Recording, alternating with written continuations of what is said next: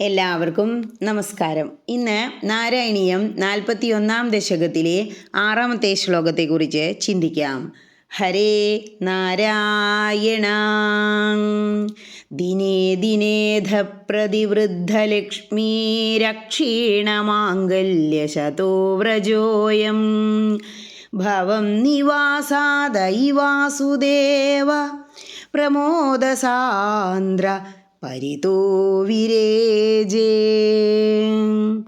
ഇനി ഈ ശ്ലോകത്തിലെ ഓരോ വാക്കുകളുടെയും അർത്ഥത്തെക്കുറിച്ച് ചിന്തിക്കാം. ദിനേ ദിനേ എന്നാൽ ദിവസം തോറും, പ്രതിദിനം. പ്രതിവൃദ്ധലക്ഷ്മി വർദ്ധിച്ച ഐശ്വര്യത്തോടു കൂടിയ. അക്ഷീണമാംഗല്യശത ഊനം തട്ടാത്ത നിരവധി മംഗലവസ്തുക്കളുള്ളതുമായി. എവിടെ? വ്രജ അയം ആ അമ്പാടി.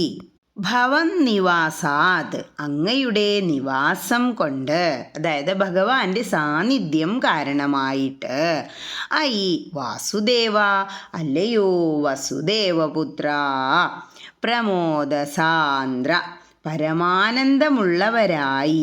പരിത വിരേജേ ഇങ്ങും വിളങ്ങി. ഇനി ഈ അർത്ഥങ്ങളെല്ലാം മനസ്സിൽ വച്ചുകൊണ്ട് ആ ശ്ലോകം ഒന്നുകൂടി ചൊല്ലി നോക്കണം. എന്താ പറയണേ? ഭഗവാന്റെ സാന്നിധ്യത്തിൽ പ്രതിദിനം ഐശ്വര്യസമൃദ്ധമായ അമ്പാടിയിലെ സകല വസ്തുക്കളും മംഗളകരങ്ങളായി പ്രശോഭിച്ചു.